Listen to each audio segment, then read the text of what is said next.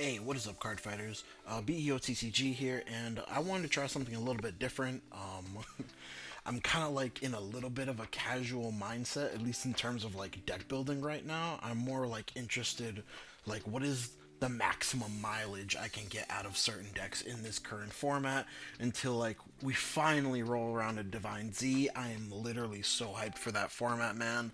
All those new decks, like the Angel guy, the episode that literally showed like 2 days ago, like they look so great. And design wise, quite a few of them look very that have built-in defensive mechanics, which I just love for standard format. But I'm getting onto the video here. I wanted to do kind of like a rogue tier list. Now I don't have all the possible rogue decks here. I just have like a few that I know of, and I have personal experience play testing and playing against. So I just wanted to go into what I believed, like these little tier categories that I made. Down bad is just basically like the deck needs more support. Needs a lot to go right is like the deck is very piece reliant and you need to see pieces in certain orders in order for the deck to function. Needs an expert is like a rogue category, is like one of those rogue decks that like you just kind of like really need a good pilot to be able to maneuver and manage your resources correctly.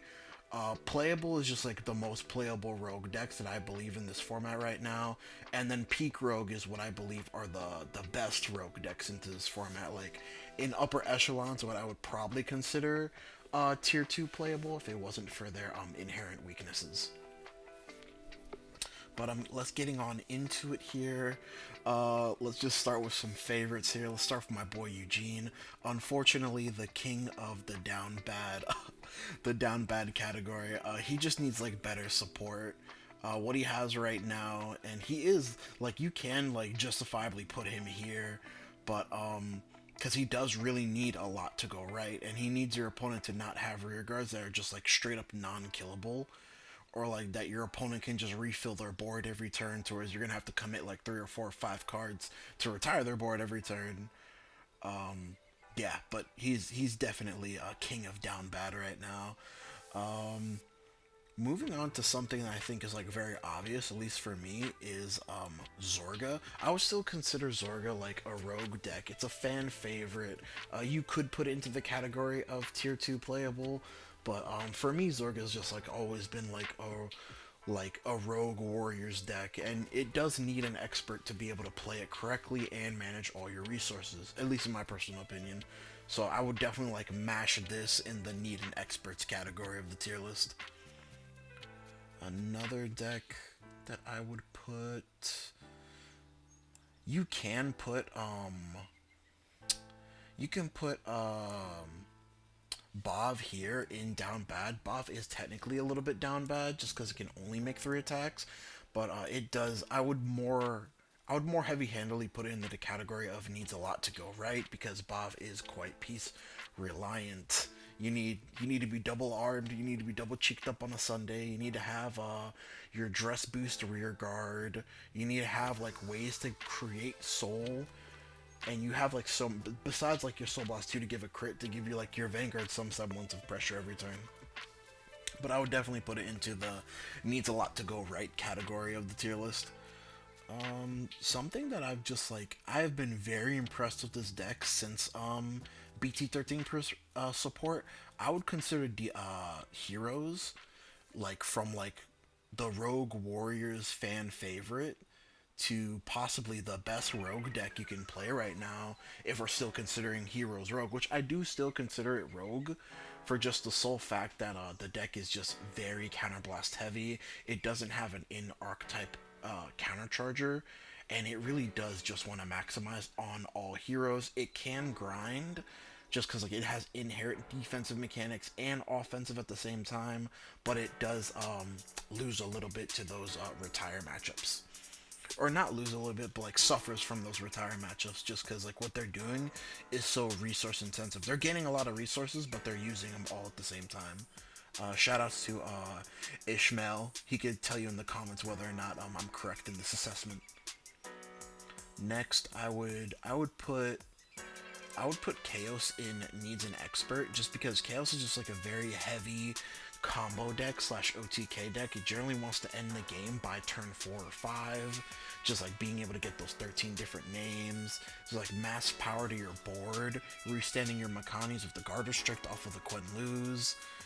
Yeah, I would definitely put it in needs an expert just because it is a very, I wouldn't say it's too complex of a combo deck, but it is just like a very heavy combo deck inherently. Next, I'd probably put this in, maybe I put this in Peak Rogue, but I would honestly put, I've had a little bit of experience with this deck lately as I've been playtesting it a lot, just because like I did like a current deck profile on it. But I would put this in a very playable rogue deck right now.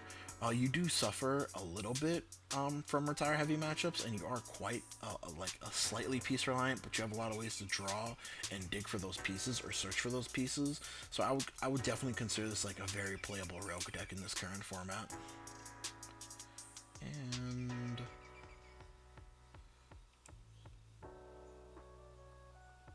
I would also put Thegria in the same category. Like, these two Keter decks are just like very playable Keter decks in this current format. It's just the draw to play them over, like, let's say Bastion or let's say Youth, which kind of like does what these decks are trying to do, but like better or like more consistent slash faster. You just like, these decks are playable, they're quite serviceable, but you're really playing them like if you just really like the archetype. But I would definitely put Thegria in the playable category. Shout out to W Slasher. Next, I would put, honestly, I was gonna put like Gravidia Mask in like a needs a lot to go right, but or needs an expert. This can really go anywhere, man. I don't have too much knowledge of the deck. I've only fought it like a handful of times, but I honestly, this is probably where it belongs. It needs a lot to go right category. Just because it's like you're trying to like juggle the mask part of your deck. You're trying to juggle quite a few things, in my personal opinion, while you're playing the deck, and sometimes it just doesn't line up correctly. Um, I would definitely put the Omni Gruzia Mask in the playable rogue deck category. It is quite serviceable. Wouldn't say it's the best Dark States deck right now. Probably the best Dark States deck right now is Drajuled. But if you like really like this archetype, I do think that you can play it and do relatively well in this format. But clearly not the best. Grade 4 Bruce, you're just kind of like just trying to OTK on your turn 4, or like just gain, like you're trying to pressure while gaining like minimal card advantage on your turn 4. And it's just, I feel like your turn 4 pushes aren't as strong as they used to be. Granted, you have a little bit more card advantage than you used to, but I would put it into the category of you need a lot to go right. It's a not too heavy of a combo deck anymore, but it is a little bit heavy of a combo deck right now. I'm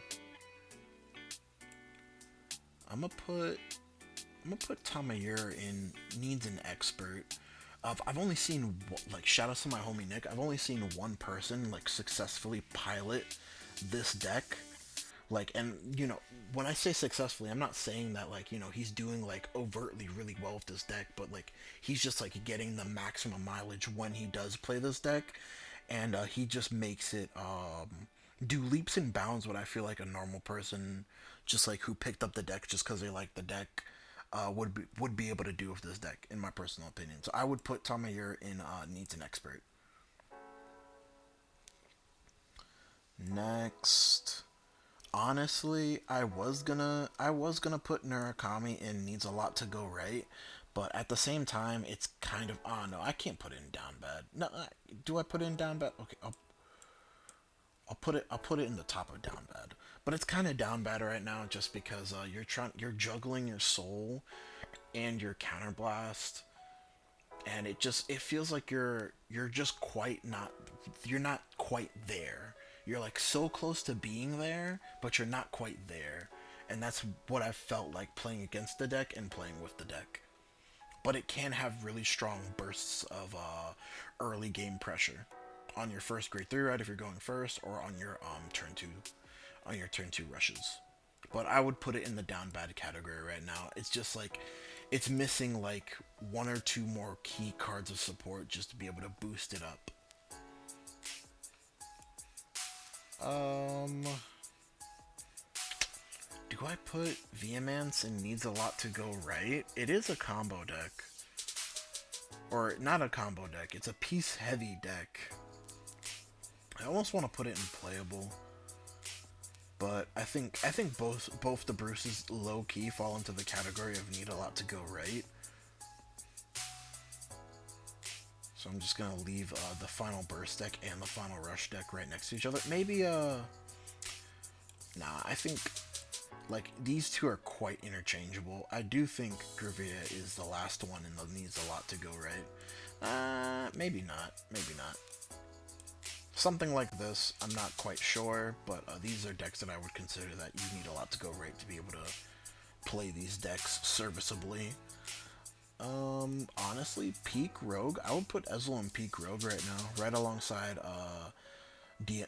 Heroes, just because like that new promo just does leaps and bounds for the Ezel deck. It just helps the problem of like if you didn't Persona Ride, you don't have a feasible way to give power to your front row, and it just like it solves that problem immensely, and it solves the problem of just like getting rid of your front row to be able to multi-attack with your Ezel on swing.